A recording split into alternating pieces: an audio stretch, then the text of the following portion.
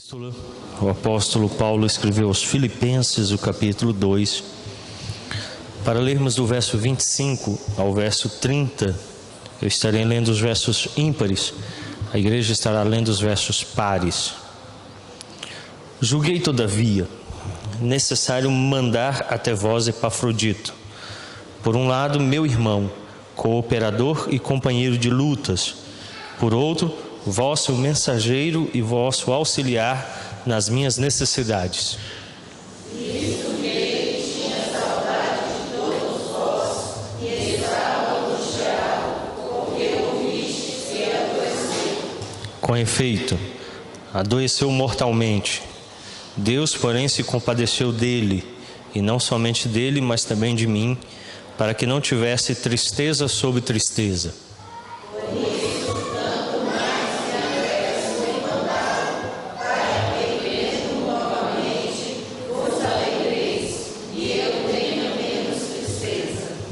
Recebei-o, pois, no Senhor, com toda a alegria, e honrai sempre a homens como esse.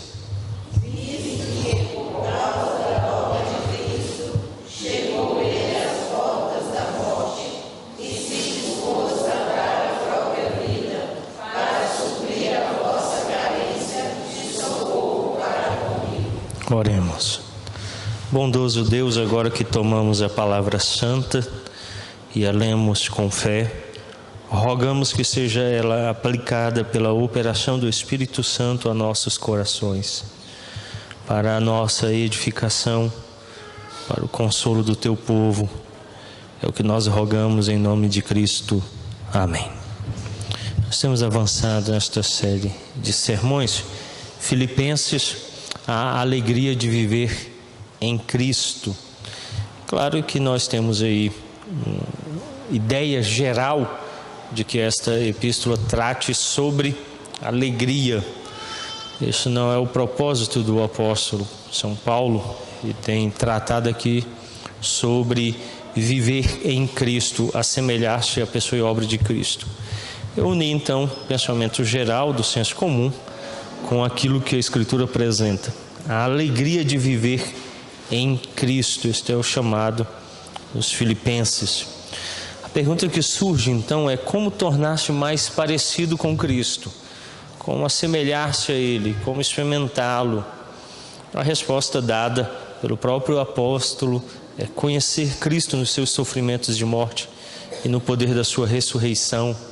Filipenses 3:10, façamos a leitura a uma só voz, todos. O capítulo 3, o verso 10 de Filipenses, este é o nosso verso-chave para o ano 2017. Leiamos.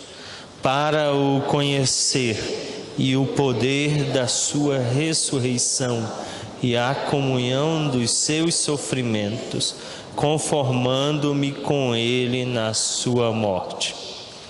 Esse é o propósito da epístola. Aqui Paulo resume a instrução que ele vem dando aos Filipenses desde o primeiro versículo dessa epístola.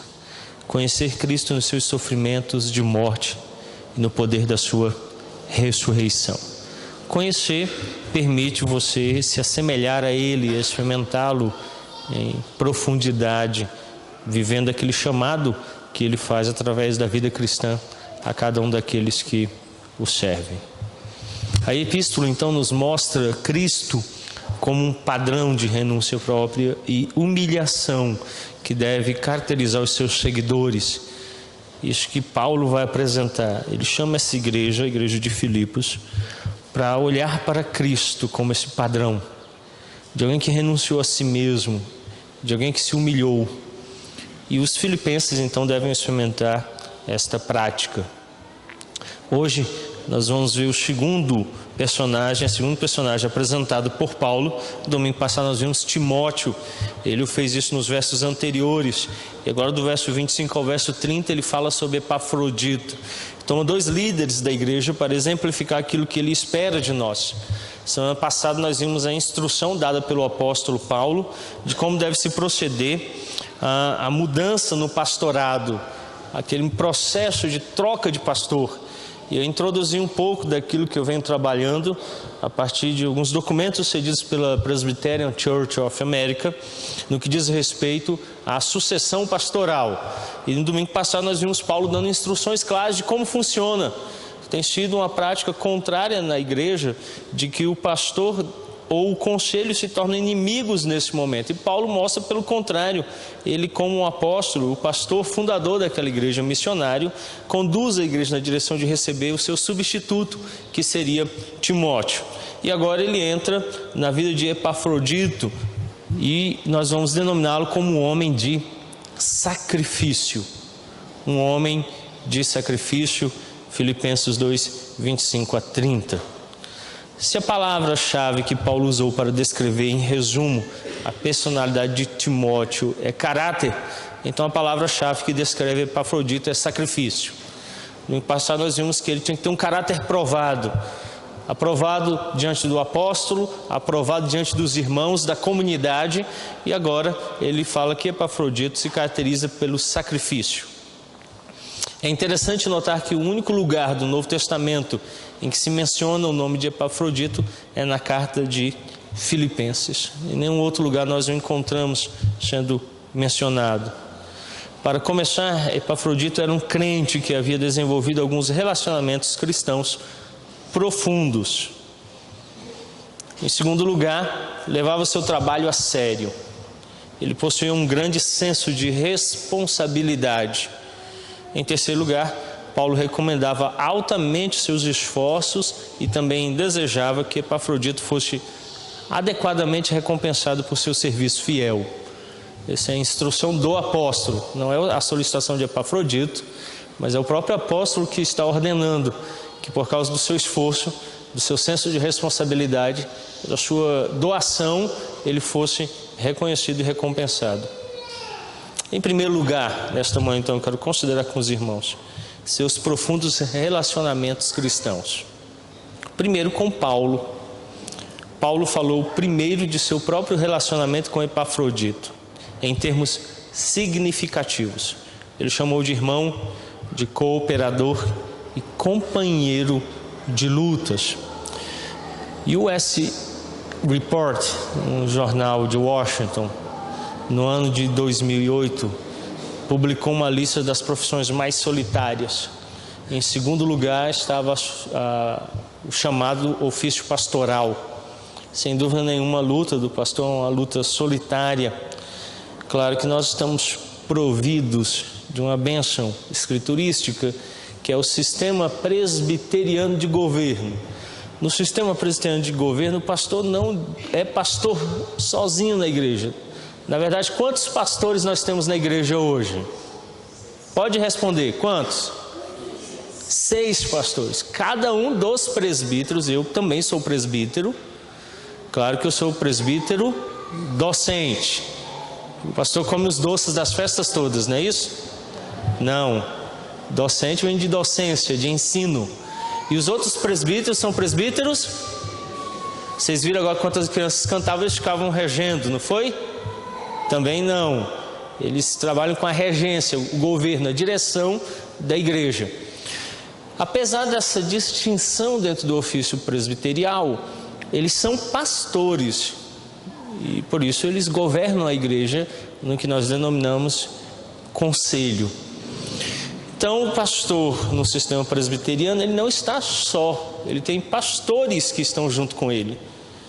E nós pastoreamos a igreja então em conjunto, mas ainda há aquelas labutas pessoais que não dizem respeito aos presbíteros, como por exemplo, lutar com o estudo dos textos que serão pregados dominicalmente. Isso é um trabalho solitário, a oração, a visitação, o aconselhamento, muitas vezes esse é um trabalho sim solitário. E Paulo então chama Epafrodito de uma pessoa que experimentou com ele tudo isso. E o termo mais impressionante aqui é que ele fala assim, companheiro de lutas.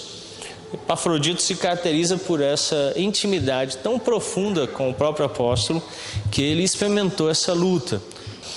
Então, Epafrodito ele se caracteriza por essa relação tão profunda que ele era companheiro Ele acompanhava Paulo, e Paulo declara que nas lutas, isso é que o caracterizava.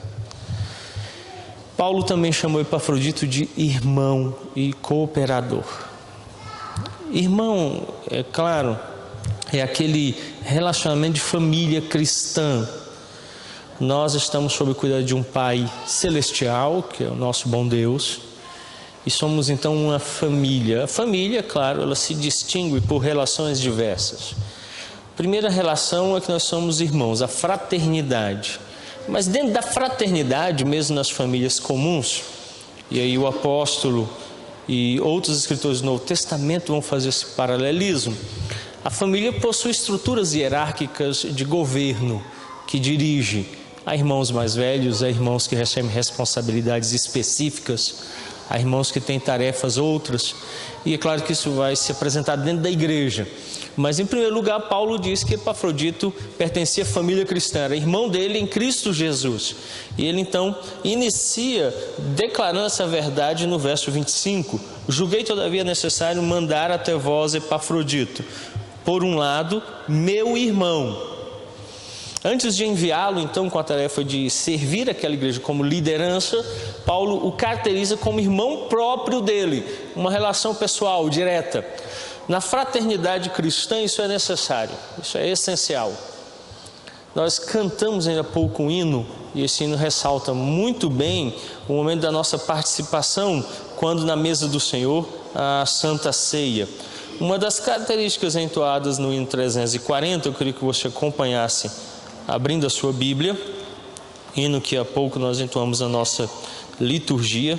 A estrofe 4 diz assim: na Santa Ceia, ó grande Deus, buscamos comunhão contigo, nosso benfeitor, com todo vero irmão. À noite nós vamos ver a estrofe 5, nós dá início a uma série de sermões sobre disciplina, e aí ele diz: sabemos que regressarás em majestade e luz, Juiz supremo, eterno Rei, ó vem Senhor Jesus. Amém. Dois aspectos ressaltados da participação da mesa do Senhor, que muito claramente é perceptível toda vez que nos reunimos à mesa, é o da disciplina, do juízo divino. Mas muitas vezes nos esquecemos o que a estrofe de número 4 nos ensina. Buscamos comunhão contigo, nosso benfeitor, e com todo vero irmão. Ora, o que caracteriza um vero irmão, um irmão verdadeiro? Primeiro, a filiação comum, precisa ser filho de Deus. Epafrodito de fato era crente, Paulo reconhece, a irmandade de Paulo para com ele demonstra claramente que Epafrodito era filho de Cristo Jesus. É por isso que ele o está encaminhando àquela igreja para servi-la, ele é parte da família cristã. Ele tem um relacionamento pessoal com o apóstolo, a ponto do apóstolo reconhecê-lo de forma tão íntima e pessoal. Juntos eles haviam servido a Jesus Cristo, e se você lê a epístola você vai perceber isso claramente. Paulo denota essa ideia de que Epafrodito esteve ao lado dele em muitos momentos no seu trabalho missionário e apostólico, servindo com ele. Por isso ele o denomina de cooperador, aquele que coopera com. A comunhão, a unidade fraterna nos leva a esse estado de cooperarmos uns com os outros, de nos auxiliarmos, servirmos uns aos outros, para que consigamos de fato desempenhar nossa função dentro do corpo de Cristo, da família cristã. Sabemos qual era a posição de Epafrodito, não sabemos qual era a posição de Epafrodito lá na igreja filipense. Alguns acreditam que ele era presbítero. O relacionamento de Paulo com ele como cooperador provavelmente tenha começado em Filipos, muito antes de Epafrodito vir a Roma. E agora, quando ele o visita, então ele envia uma carta dizendo que está encaminhando de novo Epafrodito para servir. Alguns estudiosos entendem que ele era um presbítero, isso não está claro no texto. Mas uma coisa que nós sabemos é que ele desempenhava alguma função de liderança. Ele desempenhava alguma função como líder. Ora, o que o líder precisa para o desempenho das suas funções?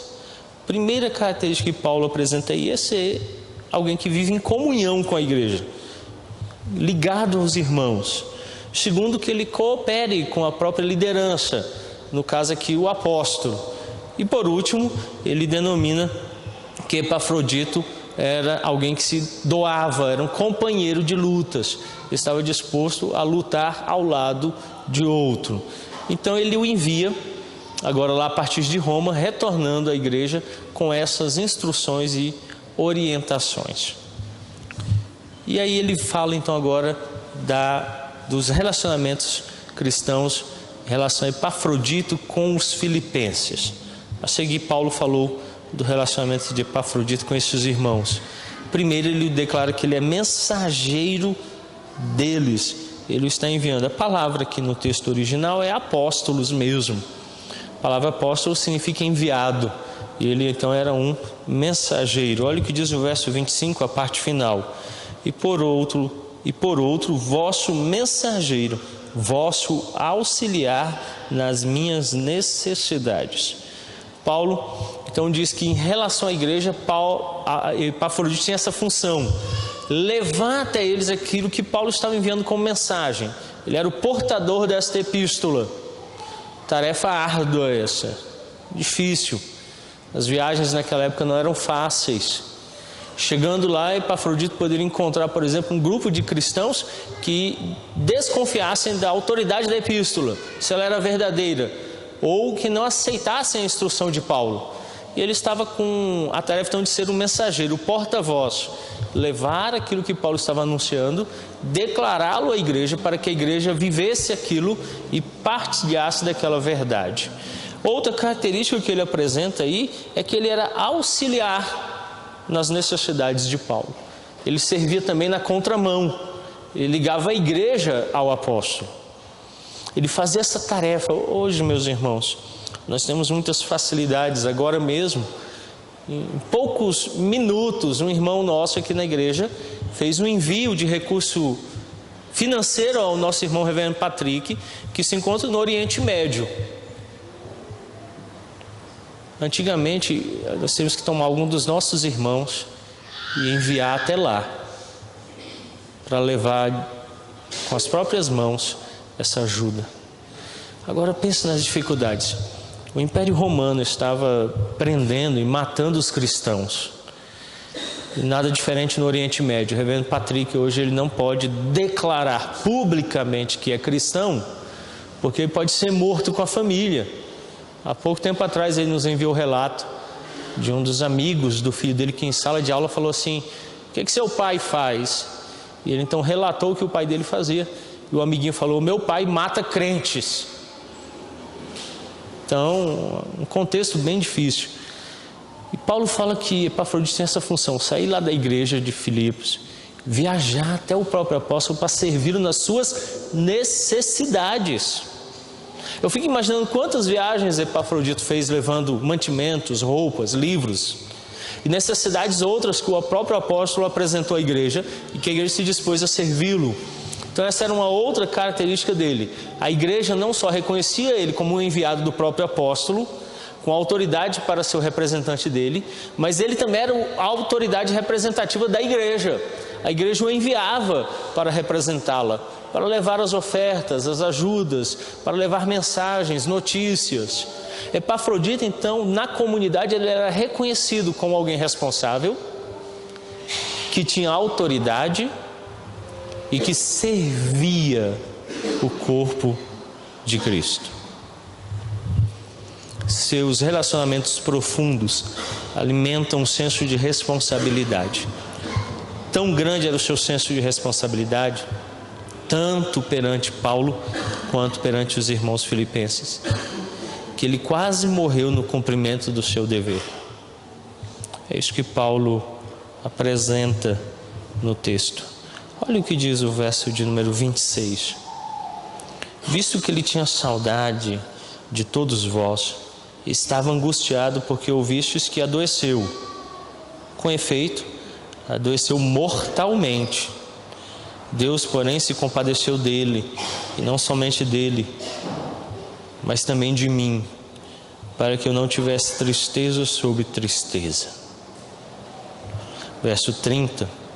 Visto que por causa da obra de Cristo, chegou ele às portas da morte, e se dispôs a dar a própria vida para suprir a vossa carência de socorro para comigo. Eu entendo que em 2 momentos isso aconteceu. O primeiro momento ele adoeceu, talvez pelas longas viagens, pelas necessidades pessoais que ele mesmo experimentou quando na estrada.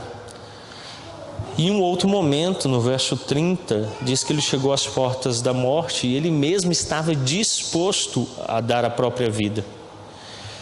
Epafrodito, portanto, ele experimentou em 2 momentos bem específicos essa doação de si mesmo, que é um pensamento hoje bem contrário aos nossos dias.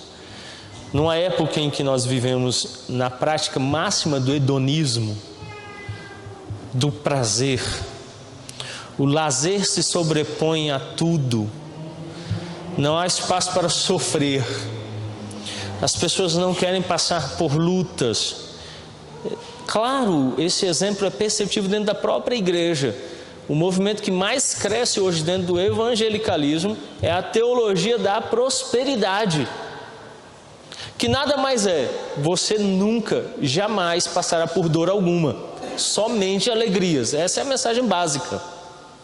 E a mensagem ela se torna mais ofensiva ainda quando declara que Deus é obrigado a fazê-lo em prol da sua felicidade.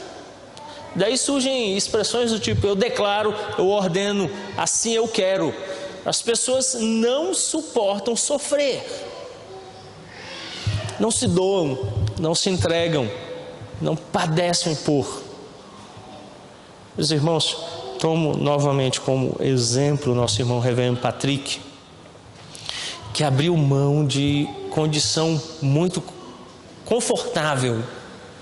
Os irmãos devem saber, ele é profissional, formado em odontologia, tinha 2 clínicas que pertenciam a ele, era oficial da Força Aérea Brasileira, ministro do Evangelho. Ele possuía, portanto, 4 fontes de renda distintas, morava aqui no setor de Mansões Parkway e possuía vida confortável. Ele abriu mão de tudo, vendeu todos os seus bens, doou parte deles e se dispôs a ir para uma região onde o filho dele, pequeno, ouve de um amigo que o trabalho do pai é matar gente como eles. Vive agora nas sombras, literalmente, muitas vezes passando necessidades de todo tipo, de toda ordem, em prol do Evangelho. Paulo declara que assim era Epafrodito. E o final do verso 30 diz assim: para suprir a vossa carência de socorro para comigo. Epafrodito não fazia isso para reunir graça para ele mesmo. Epafrodito não fez isso a fim de reunir honras ou iguarias neste tempo presente, só para suprir a necessidade da igreja. O chamado, portanto, a nós aqui é para assumirmos esse senso de responsabilidade. Doar-se pela igreja, pela obra do Evangelho.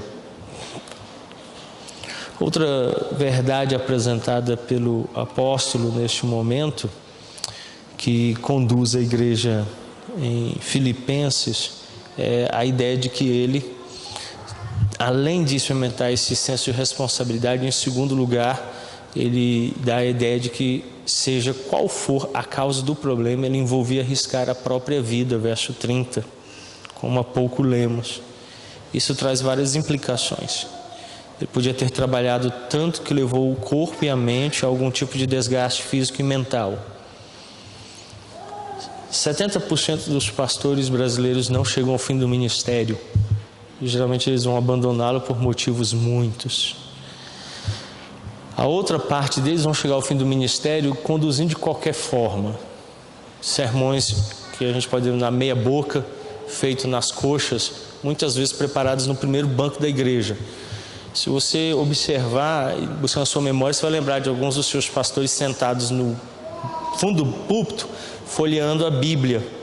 A maioria deles está preparando ali porque passou a semana em depressão, deitado assistindo sessão da tarde, sem motivação nenhuma para estudar as Escrituras, orar, ter uma vida de piedade. Geralmente vivem intrigas e lutas contra a igreja contra ele, desprovidos de cuidados, recursos, abandonados. A maioria não vai ter aposentadoria, os poucos que têm vai gerar em torno de um salário mínimo, não vão ter casa, eles não possuem vínculo empregatício com a igreja e, portanto, ao fim do ministério, o que eles recebem geralmente é a ordem dizendo: você tem algumas semanas para desocupar a casa pastoral, está vindo um novo pastor. Isso tudo gera desgaste, lutas, angústias. Em média, um pastor recebe por semana entre 20 e 25 notícias bem ruins. Morreu fulano, ciclano está enfermo, meu marido me bateu, a minha esposa não cuida da casa, meu filho fugiu, eu estou desempregado, eu estou com muitas dívidas, eu estou com enfermidade mortal, eu vou morrer daqui a 3 dias, fulano acaba de morrer, o carro capotou, morreu a família toda, fulano não quer mais saber de vir para a igreja. E as notícias geralmente vão ser daí para pior. Ele as absorve, conduz todas sobre os seus ombros. Em geral, ele o faz de forma solitária, porque não pode contaminar a própria família dele com algumas dessas verdades, porque pode desafiá-los quanto à fé, enfraquecê-los, assustá-los, deixá-los apavorados. Alguns dos pecados da igreja são notórios e perceptíveis somente a ele, e ele não pode levar isso a nenhuma outra pessoa sequer, por causa do envolvimento pessoal que ele tem para com aqueles irmãos, de ser fonte segura para eles, de que aquilo que eles contam a ele não vai chegar a outros. Então, geralmente, ele dorme sabendo dos pecados de muitos, e além dos seus próprios pecados, ele tem que lidar com o pecado dos outros. De fato, Epafrodito, nessa vida que ele levava, parece ter absorvido tudo isso, levado no seu corpo, na mente, esse desgaste físico e mental. E talvez tenha sido isso que tenha atingido ele, como atingiu o próprio apóstolo Paulo, que orou dizendo que, se possível, Deus afastasse dele aquele espinho na carne. A resposta dada pelo Senhor Deus foi que a graça dele bastava. Então, muitas vezes é assim que funciona na liderança. Quando você é um líder, você vai levar nas suas costas aqueles que você lidera. E, em geral, nós lidamos com pessoas pecadoras e nós vamos lidar com o pecado deles. Isso vai ser árduo a todos nós que estamos na liderança. Assim, Paulo tomou a responsabilidade de ajudar a conservar abertas as linhas de comunicação entre Epafrodito e os irmãos em Cristo lá de Filipos. Ele então faz esse contato bem pessoal na epístola, dizendo: meus irmãos, considerem ele, recebam ele de volta, ouçam ele e deem apoio a ele. É o que o apóstolo Paulo faz. Meu chamado então, portanto, à igreja, é que a igreja faça isso com cada um dos seus líderes.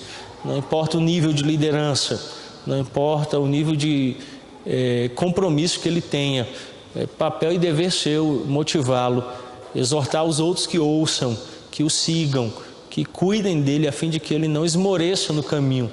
Você já imaginou se todos os presbíteros pedissem demissão do seu cargo? Como ficaria a igreja, onde nós somos cuidados, instruídos, zelados e conduzidos? Você já pensou se todos os diáconos deixassem o cargo, ficássemos abandonados como igreja? Você já pensou se toda a liderança das sociedades internas e ministérios simplesmente desistisse da caminhada cristã? Como nós ficaríamos como igreja? Para tanto, ele explicou o problema de Epafrodito, versos 26 e 27a, indicando seu alívio emocional por Deus tê-lo poupado. Paulo diz: meus irmãos, ele esteve enfermo, foi livre, e aí ele usa uma expressão muito bela, quando ele mesmo, o apóstolo, escrevendo o verso 27, a parte final, diz assim: mas também de mim, para que eu não tivesse tristeza sobre tristeza. Nós não sabemos qual era a tristeza de Paulo aqui, se o fato de estar ele preso ou alguma outra angústia do apóstolo, mas ele diz assim: Deus me livrou de ter tristeza sobre tristeza, quando preservou Epafrodito em vida. Eu sabia o valor daquele líder, o quanto ele era necessário, e por isso ele usa essa expressão tão bela: Deus me livrou a mim de ter tristeza sobre tristeza. Que palavra bela do apóstolo. Então, meus irmãos, de fato Deus tem sido bom para com a igreja, quando Ele nos livra de perdermos líderes, de que líderes sejam tirados de nós. Isso nos permite, mesmo em meio às tristezas e angústias, termos a alegria de sermos liderados. Em terceiro lugar, então, vem a recompensa por serviço fiel. Em suas palavras finais acerca desse homem, Paulo tornou claro que Epafrodito devia receber o devido reconhecimento por seu serviço sacrificial. Olha o verso 29. Recebei-o, pois, no Senhor, com toda a alegria, e honrai sempre a homens como esse. Paulo, então, dá duas orientações aqui àqueles irmãos. Paulo deixou claro, era a sua ideia da volta de Epafrodito. Ele queria que este fosse bem recebido, com alegria e com a plena consciência do seu serviço sacrificial por Jesus Cristo. Duas coisas o apóstolo Paulo diz. Primeiro, ele deve ser recebido com toda alegria.